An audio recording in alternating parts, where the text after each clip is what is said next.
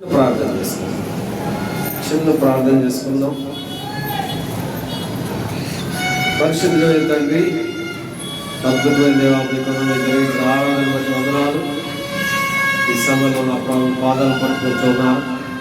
మీ శరీర రక్తానికి సాదృశ్యం బలలో చేయడానికి నా ప్రభావం మీరు ఇచ్చిన లేఖ భాగంగా మీరు మాతో మాట్లాడి మమ్మల్ని మేము ఏం సరి చేసుకోవాలో మీరు యోగ్యంగా ఎలా బలలో చేయాలో కృప చూపించారు. ఈ నూతన సంవత్సరం మొదటి గంటల్లో, మొదటి క్షణాల్లో, మొదటి నిమిషాలు మీ సన్నిధిలో మీటిలో, మీ గృహంలో ఉండి మీరు మాకు ఇచ్చిన నా తండ్రి ఆ క్రమం నా ప్రభా, మీ యొక్క శరీర రక్తానికి సాదృశ్యంగా ఉన్న నా ప్రభా బలలో చేయడానికి కృప చూపించండి. మీరు వాడుకోమని యేసయ్య నామం పేరిట మనం చేస్తున్నాం తండ్రి, ఆమేన్. 1:20 కంప్లీట్ చేస్తాం. యోబు గ్రంథం 36వ అధ్యాయంలో చూస్తే ఇక్కడ 4 విషయాలు ఉన్నాయి. మనం చదివిన ఈ భాగంలో ఉపదేశము వినుటకై వారి చెవిని తెరువ చేయము. ఇక్కడ మొట్టమొదటిగా చూస్తే ఈ చెవి అనేది ఆత్మీయమైన చెవి. 2026 సంవత్సరంలో మరి మేము ప్రకటన గ్రంథంలో చూస్తే ఆత్మ చెప్పు మాటలు చెవి కలిగిన వాడు వినుగాక అన్నాడు. కొన్నిసార్లు దేవుడు చెప్పే మాటలు మనకు అర్థం అవ్వవు, ఎందుకంటే మన చెవులు మూసుకుపోయి ఉన్నాయి. కాబట్టి వినే పరిస్థితిని దేవుడు మనకి ఇవ్వాలని ఈ 2026 సంవత్సరం దేవుడు అడగాలి. ప్రభా, మీరు ఎన్నోసార్లు మాట్లాడుతూ ఉన్నారు, ఎందుకు మన జీవితాల్లో ఎందుకు మార్పు రావట్లేదు, ఎందుకు మన సమాధానం రావట్లేదు అంటే ఆయన చెప్పే ఆ మాటలు, ఆయన స్వరాన్ని మనం వినలేకపోతా ఉన్నాం. ఎందుకు వినలేకపోతా ఉన్నాం? మన చెవికి కొన్ని పాపం అనే అడ్డంకులు, ఈ లోకానికి సంబంధించిన బాధలు, ఈ లోకానికి సంబంధించిన శ్రమలు, అవన్నీ కూడా ఏం చేస్తా ఉంటాయంటే ఆయన చెప్పే ఆ మాటని, ఆయన స్వరాన్ని వినకుండా చేస్తాయి. అందుకనే యోగు ఏమంటాడంటే, let my years B consecrated, పరిశుద్ధపరచండి ప్రభా, పరిశుద్ధమైన మాట, పరిశుద్ధమైన విషయాలు నేను వినులాగా నా చెవిని మీరు పరిశుద్ధపరచండి ప్రభా అని అడగాలి. కొన్నిసార్లు చూస్తే దేవుని బిడ్డలారా, ముఖ్యంగా మనం చూస్తే చెవితో ఎన్నో పాపాలు చేస్తూ ఉంటాం. అనవసరమైన పనికి ఇవ్వాలి అని అంటాం కదా. ముఖ్యంగా వేరే వాళ్ళ గురించి నెగిటివ్ గా చెప్తే అవునా అట్లా ఎంత ఇంట్రెస్టో కదా, ఎంత ఇంట్రెస్టో కదా. కానీ దేవుడు ఏమంటాడంటే, నా ప్రియమైన దేవుడు పెట్టారా, అవి మనకి తగవు అంటాడు. కాన్సెక్రేటెడ్ ఇయర్స్ కావాలంట, ప్రతిష్ఠించబడిన చెవులు ప్రతిష్ఠించుకోవాలి. ఏంటి? దేవుని మాటలు మాత్రమే, దేవుని స్వరాలు మాత్రమే నేను వినాలి. వేరే వాళ్ళు వచ్చి ఎన్నో చెప్పొచ్చు, ఎన్నో లోకంలో చాలా ఉన్నాయి. అవన్నీ కూడా వినే చెవులు కాదు ప్రభా, ప్రతిష్ఠించబడిన చెవులు నాకు ఇవ్వండి ప్రభా అని ఒక్కసారి బలలో చేయడానికి ముందుగా చాలాసార్లు ముసలమ్మ ముచ్చట్లు, అక్కడ పనికి వాళ్ళు వ్యర్థమైన మాటలు విన్నాను, వ్యర్థమైన విషయాలన్నీ కూడా విన్నాను. నన్ను నీకు దూరం చేసుకున్నాను ప్రభా అని ఒకసారి మనం దేవుడి ముందు అది ఒప్పుకొని పరిశుద్ధపరచమని అడిగి మనము యోగ్యంగా బలలో చేయవలసిన వారు. రెండవది చూస్తే, ఆయనను సేవించిన ఎడల ఏంటంటే రెండవది ఆలకించాలి. ఏం ఆలకించాలి కదా? దేవుని మాట. ఒకసారి ఆదికాండం చూడండి, ఆదికాండం 22వ అధ్యాయం. ఆదికాండం ఈ 22వ అధ్యాయానికి ఒక గొప్ప పేరు 22వ అధ్యాయం. ఏంటో తెలుసా? అది ఫస్ట్ మెన్షన్ అని అంటారు. 22వ అధ్యాయం ఫస్ట్ వెర్స్, అంటే మొట్టమొదటిసారి దీని గురించి ప్రస్తావించబడిందండి. ఏంటి? 22వ అధ్యాయం 15వ వచనం. యెహోవా దూత రెండవ మారు పరలోకము నుండి ఒక్కడే అయ్యున్న నీ కుమారుణ్ణి వెనుకదీయక ఈ కార్యము చేసినందున నేను నిన్ను ఆశీర్వదించి ఆకాశ నక్షత్రముల వలన సముద్ర తీరమందరి ఇసుక వలన నీ సంతానం. ఏంటంటే అది మొట్టమొదటిగా చూస్తే, ఇంకొంచెం ముందుకు వెళ్తే ఇక్కడ ఒక మాట అంటాడు దేవుడు. ఏమంటాడంటే నీవు ప్రేమించిన రెండో వచ్చి నీవు ప్రేమించు. ప్రేమ అనే మాట మొట్టమొదటిసారి పరిశుద్ధ గ్రంథంలో చెప్పింది ఇక్కడే. అందుకే ఫస్ట్ మెన్షన్ అని అంటారు. నీవు ప్రేమించు. ఎవరు ప్రేమించాడు? ఇస్సాకును ప్రేమించాడు. ఎందుకు ప్రేమించాల్సి వచ్చింది ఇస్సాకును? గారాల బట్టి కదా, లేకలాగా పుట్టిన బిడ్డ, ఏదో సంవత్సరాల తర్వాత పుట్టిన బిడ్డ. ఒకవేళ నన్ను మర్చిపోతాడేమో అని దేవుడు టెస్ట్ చేశాడు. విన్నాడా ఆ మాట? ఆలకించాడు దేవుడి మాట? విన్నాడా? అబ్రహాము విన్నాడా? ఆలకించుట. ఇంకోటి చూస్తే 16వ వచనం 18 చూస్తే, తర్వాత 5వ వచనంలో మొట్టమొదటిసారి మొక్కుట అనే పదాన్ని మెన్షన్ చేశారట. మొక్కుట first mention in the Bible. 5వ వచనంలో 11వ వచనంలో 2 సార్లు ప్రస్తావన. ఏంటంటే 2 సార్లు ఏం చేశాడు? 11వ వచనంలో అబ్రహామా అని మొట్టమొదటిసారి 2 సార్లు, డబుల్ ఎంఫసిస్. అట్లా మనం గమనిస్తే ఆల్మోస్ట్ పరిశుద్ధ గ్రంథంలో 2 సార్లు పిలువబడిన వ్యక్తులు చాలా మంది, ఒక 7 ఉన్నారు. ఎవరెవరు అన్నాడు? సమూయేలు గ్రంథంలో శామ్యూయేలు అన్నాడు. సమూయేలు ఆ మాట నా ఆజ్ఞను ఆలకించు. మీ ఎదురుగా ఉంది అక్కడ, ఆ ఎదురుగా ఉన్న వాక్య భాగంలోనే ఉంది 3:10 దీని మీద కదా. అది తర్వాత ఇంకా చూస్తే మనం కొత్త నిబంధనలో సీమోను అని అన్నాడు. అట్లానే మార్తా తర్వాత అతను కూడా మనం లెక్కలో తీస్తే సౌలా అని. ఇంకో ఇద్దరు మర్చిపోయాం. యాకోబును కూడా అన్నాడు 2 సార్లు. యాకోబు. అలానే మోషే ఇది పరిశుద్ధమైన స్థలం, ఇక్కడ రావద్దు. వీళ్ళందరూ ఆలకించారు. దేవుడు చెప్పిన మాటని ఆలకించడం ద్వారా వారు ఏమయ్యారు? వారు ఆశీర్వదించబడ్డారు. ఈ 2026 సంవత్సరంలో నేను ఆశీర్వదించబడాలి అంటే ఆయన మాటను మనం ఆలకించాలి. మొట్టమొదటిగా ఆయన మాటలు మన చెవిలోకి రావాలి. రెండవది ఆయన యొక్క మాటలు మనం ఆలకించాలి. మూడో విషయాన్ని చూస్తే క్లోజ్ చేస్తాం. మూడో విషయాన్ని చూస్తే ఒకసారి ఎబ్రీయులకు రాసిన పత్రిక 12వ అధ్యాయం ఎబ్రీయులకు రాసిన పత్రిక 12వ అధ్యాయం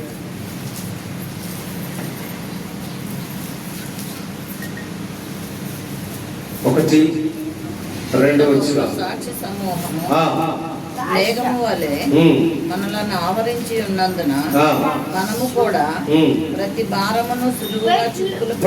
భారమును సులువుగా చిక్కుపెట్టు పాపమును విడిచిపెట్టి విశ్వాసమును కర్తయు దాన్ని కొనసాగించు వాడనైన యేసుక్రీస్తు ప్రభువు వైపు చూచుచు ఏం చేయాలంట? ఎదుట ఉంచబడిన పరుగు పందెంలో పరిగెత్తాలి, ఓపికతో పరిగెత్తాలి.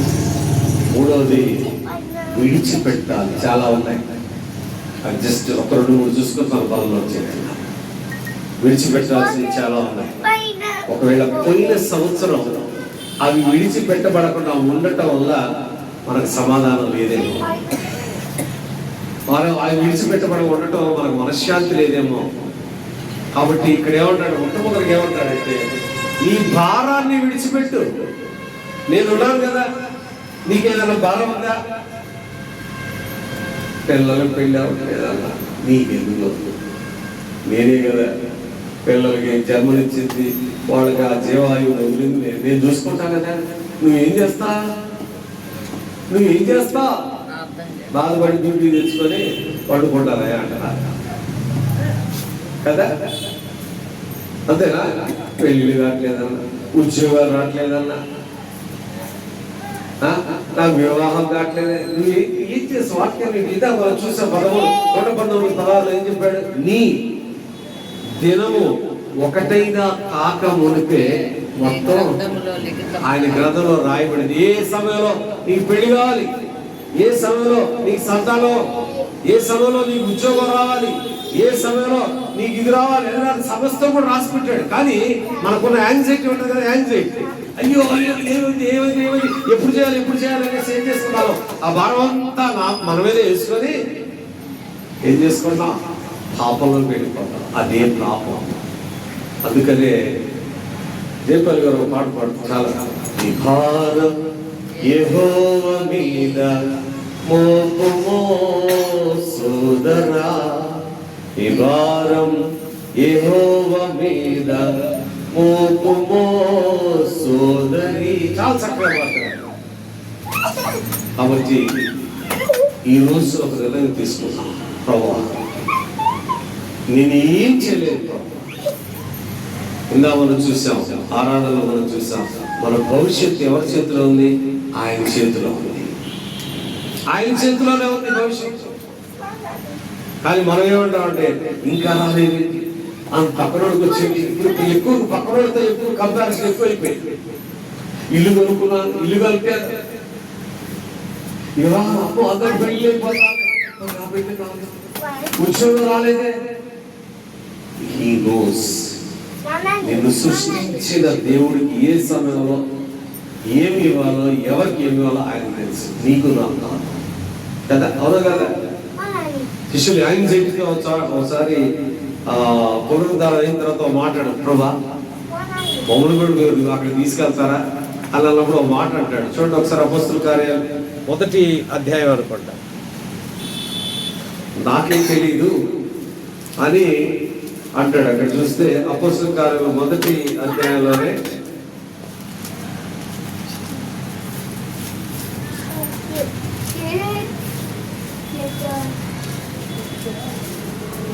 7వ వచనం, ప్రభువా ఈ కాలముందు ఇజ్రాయేలుకు రాజ్యమును మరలా అనుగ్రహించుదువా అని ఆయన అడిగగా, కాలములను సమయములను తండ్రి తన స్వాధీనం అందించుకొని ఉన్నాడు, వాటిని తెలుసుకొనుట మీ పని కాదు. ఏ కాలంలో ఏ సమయంలో ఏది జరగాలో నా ప్రియమైన దేవుని బిడ్డారా, ఆయన పని అది. కానీ 25 అయిపోయింది, 25 చివరి రోజు కూడా అయిపోయింది, 26లోకి ఎంటర్ అయ్యాను, మరి నాకు జరుగుద్దా లేదా? ఆ అవిశ్వాసం ఏమంటాడు? పాపం. అపనమ్మకమే పాపం. విడిచిపెట్టాలి. నీకున్న ప్రతి భారాన్ని కూడా దేవుని మీద వేసినప్పుడు ఆ భారం నుండి ఆయన విడుదల చేస్తాడు. రెండవది చూస్తాం, హెబ్రీయులకు రాసిన పత్రిక 9వ అధ్యాయం. అపోస్తలుడైన పౌలు గారు హెబ్రీయులకు రాసిన 9వ అధ్యాయం 14వ వచనం.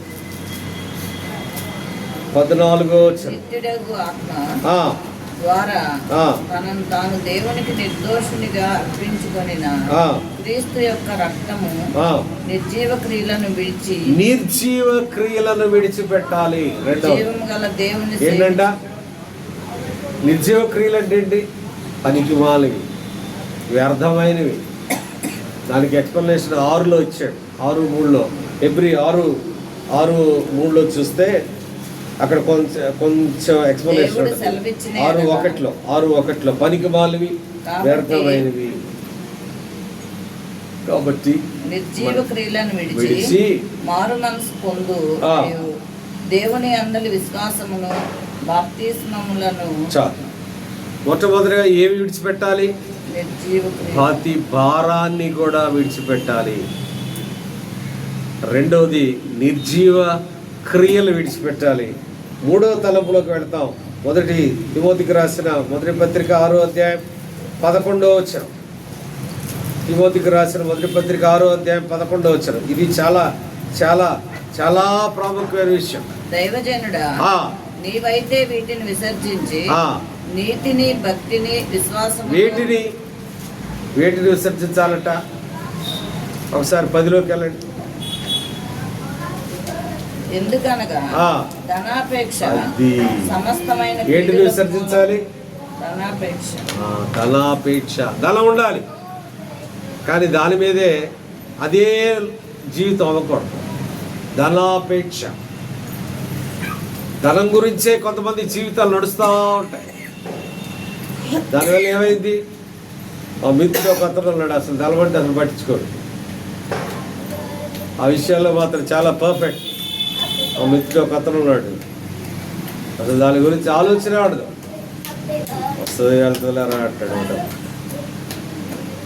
కొంతమంది చూస్తే నాకు తెలిసిన మా ఓన్ రిలేటివ్ ఒక అతను ఉన్నాడు, డబ్బు కొంటా ఉంటాడు. చాలా ఉండలా, మొత్తం పోయింది. ఉన్నాడు కానీ ఒక్కడు కూడా లేదు. అతనికి ఎంత కావాలో అంతే ఉంచాడు దేవుడు, మిగతా ఆయన తీసే. ఉండాలి, ధనం సంపాదించాలి. ఎందుకంటే to lead our life we need. కానీ అదే లైఫ్ కాకుండా, అదే లైఫ్ అయితే ఏమైందంటే మనశ్శాంతుడు. కొంతమంది దాని మీదే ఆలోచన. కాబట్టి జాగ్రత్త. కొన్నిసార్లు కొన్ని ఇళ్లలో పోయినప్పుడు ఒక డాగ్ గుంటి ఏముంటుంది? బివేర్ ఆఫ్ డాగ్ కదా. ఇప్పుడు మనం ఏమనాలి? Beware of money. జాగ్రత్త. దాని మీదకి వెళ్తున్నామేమో, జాగ్రత్త. కాబట్టి ఏది విడిచిపెట్టాలి? ఒకటి, మొట్టమొదటి మనం విడిచిపెట్టాల్సింది ఏంటి? ప్రతి భారం కూడా ఆయన మీద వేయాలి. నిర్జీవ క్రియలు విడిచిపెట్టాలి. అలానే వీటిని విడిచిపెట్టి ఏంటి? ధనం మీద ఆశ ఉండాలి, కానీ దురాశ ఉండదు. అది ఆశ ఉండాలి, సంపాదించాలి, నా పిల్లలకి, నా కుటుంబానికి కావాలి, కానీ అదే పని కాదు. కాబట్టి అదొకటి మనం జ్ఞాపకం చేసుకోవాలి. ఇంకో తలంపులోకి వెళితే తిమోతి రాసిన 2వ పత్రిక 2వ అధ్యాయం 22వ వచనం. తిమోతికి రాసిన 2వ పత్రిక. ప్రత్యేకంగా ఇది యవనస్తులకి దేవుడు రాశాడు. నీవు యవ్వనేచ్చల నుండి పారిపోము. జాగ్రత్త. సమాజం ఎలా ఉందో తెలుసా? మీరు యూఎస్ అటు వెస్ట్రన్ కంట్రీకి వెళితే సహజీవం అన్నమాట కదా. సంవత్సరం 2 సంవత్సరాలు కలిసి జీవించడం, ఇష్టం లేకపోతే బాయ్ బాయ్. దేవుడి వాక్యము, బైబుల్ వాటికి విరుద్ధం. దాని ఉదాహరణ ఎవరు చెప్పండి? అట్లా పారిపోయిన వ్యక్తి ఒక అతను ఉన్నాడు బైబిల్లో. ఒక అతనే పడిపోయాడు. ఎవరు అతను? అక్క చెప్పు. ఆయనేగా యోసేపు కదా. యోసేపు ఏం చేశారు వాళ్ళు? అవి వచ్చేసి లెట్ us ఎంజాయ్ అనండి. తప్పు, దేవుని దృష్టిలో తప్పు. నేను వచ్చేసి దేవునికి నేను వ్యతిరేకంగా పనిచేసి నేను పాపం కట్టుకోను అని అన్నాడు. ఆ కమిట్మెంట్, ఆ స్టాండ్ ఉండాలి. కాబట్టి జాగ్రత్త. కాబట్టి నిర్జీవ క్రియలు విడిచిపెట్టాలి, ప్రతి భారాన్ని విడిచిపెట్టాలి. అలానే ధనాపేక్ష మనకు ఉండకూడదు. 4వ తలంపు వచ్చేసి యవ్వనేచ్చల నుండి మనం పారిపోవాలి. ఈ 4టి మనం జ్ఞాపకం చేసుకొని చెక్ చేసుకుందాం. వాళ్ళలో యోగ్యముగా మన చేతి ప్రార్థన చేసుకుందాం.